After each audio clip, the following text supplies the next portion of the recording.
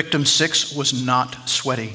Victim 6 felt awkward. His hair was wet, and his mother immediately questioned him about this. The investigation included a second child, also 11, who was subjected to nearly identical treatment in the shower and the car. 2 detectives eavesdropped on conversations the mother had with Sandusky. Sandusky admitted the showering, the hugging. He said it was wrong. He promised to never shower with the boys again. He admitted to the showering and the bear hugging. He admitted to showering with other boys. He admitted it was wrong. After a lengthy investigation, County District Attorney Ray Greicar decided there would be no criminal charges. The director of campus police told detectives to close the investigation. He admitted it was wrong. The director of campus police told the detectives to close the investigation. Not including Sandusky, 19 men knew. Stephen Turquette, assistant principal, Clinton County High School. Joe Miller, wrestling coach, Clinton County High School. Thomas Harmon, director, University Police. Ronald Schreffler, University Police Detective. James Calhoun, custodian. Ronald Petrosky, custodian. Jay Rutherwhite, custodian supervisor. Wendell Courtney, legal counsel, the Second Mile. Jack Rakovitz, executive director, the Second Mile. Jerry Laro, Penn State Public Welfare. Ralph Ralston, State College Police Detective. Anthony Sassano, Office of District Attorney. Ray Greicar, County District Attorney. Graham Spanier, President of Pennsylvania State University. Timothy Curley, athletic director of Penn State University. Gary Schultz, senior vice president of finance and business, Penn State University. Gary Schultz also oversaw campus police. Joseph Paterno, head football coach, Penn State University. McQuarrie's father, private citizen. Michael McQuarrie, graduate assistant football coach. There are at least 12 victims, most likely more. There were at least 19 men who knew. Jerry Sandusky, assistant coach and defensive coordinator for Pennsylvania State University. He is also founder of The Second Mile, a nonprofit organization for underprivileged youth. Sandusky attempted anal penetration with victim 9 at least 16 times. On at least one occasion, he screamed for help, knowing Sandusky's wife was upstairs. Victim 4, Sandusky would kiss his inner thighs and genitals and insert his erect penis in his mouth. There were occasions when this would result in Sandusky ejaculating. Victim 4 was 12 or 13 years old. Victim 5 was uncomfortable because he had never been naked in front of anyone who wasn't a family member. Victim 5 was 7 years old. The head football coach at Clinton County High School said it was not unusual for Sandusky to call a Second Mile student out of class for activity. School administration would call victim 1 out of activity period to meet with Sandusky in the conference room. No one monitored these visits. Sandusky performed oral sex on him more than 20 times. In State College, these were our heroes. Young people away from home for the first time transferred their father figure needs to Paterno. My 2 favorite J's are Joe Pa and Jesus. In 2000, Jim Calhoun, the first janitor, observed Sandusky in the showers with a young man pinned up against the wall performing oral sex on the boy. Calhoun told his fellow employees what he had seen.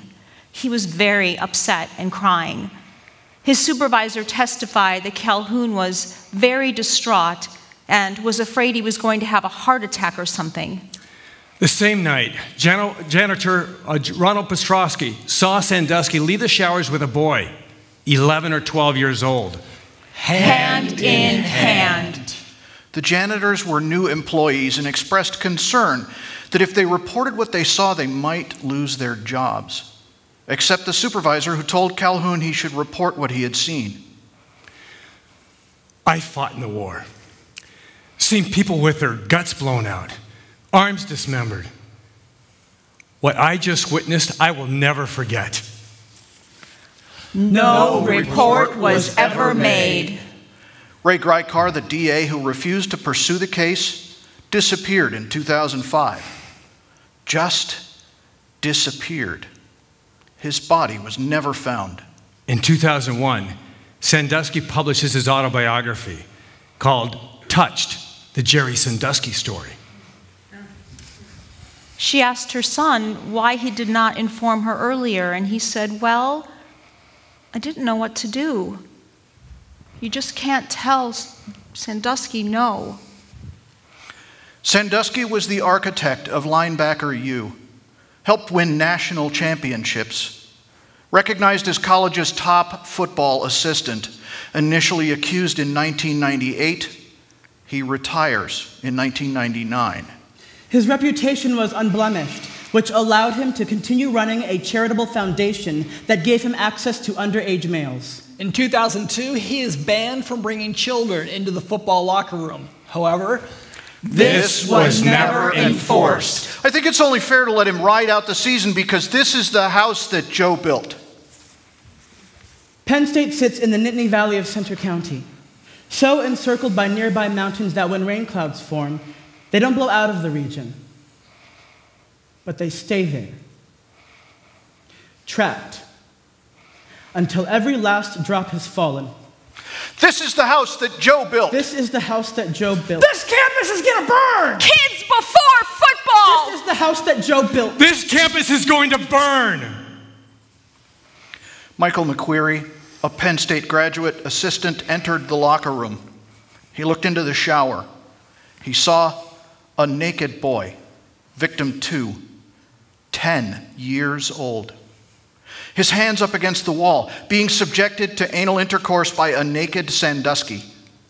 The graduate assistant left immediately, distraught. The next morning, McQuarrie went to Paterno's home where he reported what he had seen. Paterno told his bosses, the athletic director and a school VP, who was also in charge of the university police, what McQuarrie told him. A couple of weeks later, McQuarrie was told that Sandusky's keys to the locker room were taken away. He was never questioned by university police, and no other entity conducted an investigation. But his keys were taken away. McQuarrie told the grand jury he saw a boy being raped, and he ran away.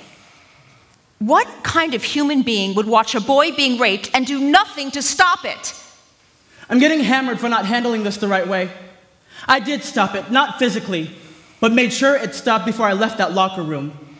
I talked with the police and the official at the university in charge of police. No one can imagine my thoughts or wants to be in my shoes for those 30 to 45 seconds. Trust me. McQuarrie never followed up with police. Joe Paterno said, I didn't know exactly how to handle it. I was afraid to do something that might jeopardize what the university procedure was. I never heard of raping a man. No report was ever made. I never had to deal with something like that. It is one of the great sorrows of my life. I wish I had done more.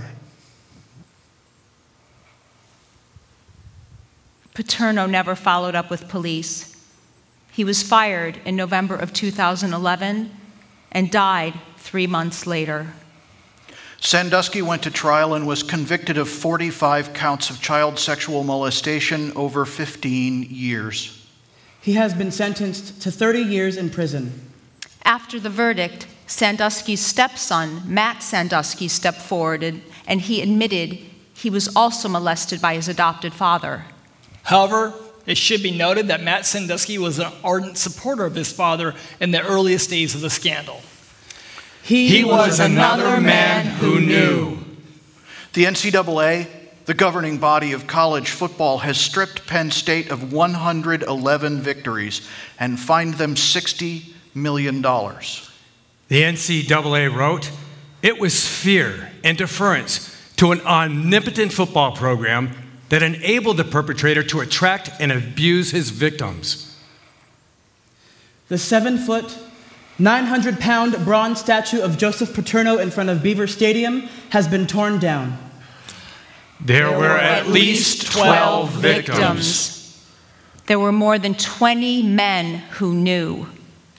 Evil prevails when good men do nothing.